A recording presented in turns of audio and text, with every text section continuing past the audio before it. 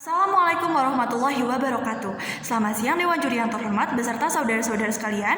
Sebelumnya saya ingin mengucapkan terima kasih banyak atas waktu dan kesempatan yang telah diberikan. Izinkan saya memperkenalkan diri saya terlebih dahulu.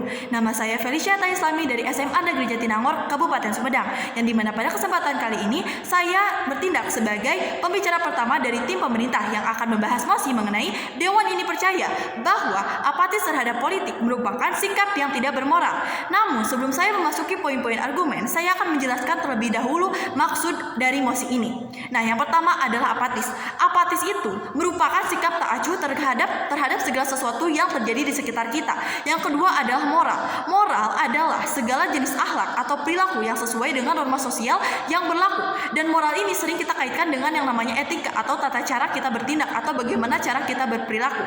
Nah, lalu sekarang apa hubungannya antara apatis terhadap politik dengan moral? Seperti yang sudah kita ketahui Dewan Juri yang terhormat, bahwasannya untuk membangun sebuah negara memerlukan 3 poin ini. Yang pertama ada wilayahnya, yang kedua ada pemerintah, dan yang ketiga ada rakyatnya. Nah, dan juga sistem pemerintahan di Indonesia menganut sistem demokrasi yang diselenggarakan dari rakyat, oleh rakyat, untuk rakyat. Lalu bagaimana jadinya? Kita sebagai warga negara demokrasi, tapi kita tak acuh terhadap roda pemerintahan yang berjalan di negara kita sendiri.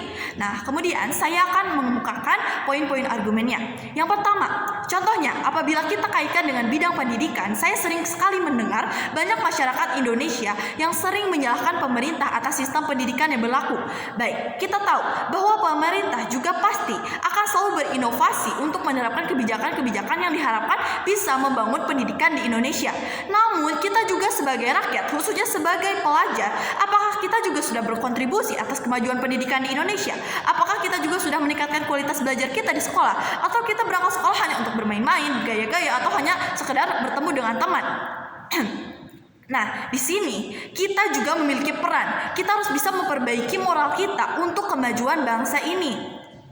Jadi, apa yang kita lakukan itu bukan hanya bermanfaat untuk diri kita sendiri, tapi juga bisa bermanfaat untuk orang lain, sudah tentunya bermanfaat untuk bangsa kita, bangsa Indonesia. Poin yang kedua, kita sering dihadapkan dengan permasalahan di kalangan kursi pemerintah yang korupsi. Apabila kita tidak kritis terhadap kondisi pembangunan di Indonesia, lalu ada pejabat yang tidak amanah atau tidak bermoral yang menyalahgunakan kekuasaannya untuk menguntungkan dirinya sendiri. Nah, lalu di mana letak peran kita? Oleh karena itulah kita harus open minded. Kita harus memiliki keingintahuan untuk mengawasi jalannya roda pemerintahan di negara kita. Sebagai individu yang bermoral, kita harus tahu tindakan apa yang bisa kita lakukan, tindakan apa sih yang tepat untuk menghadapi sesuatu, terutama yang berhubungan dengan masalah di negara kita. Kita ambil contoh dari kasus Bima Arya yang mengkritisi kinerja pemerintahan di Provinsi Lampung.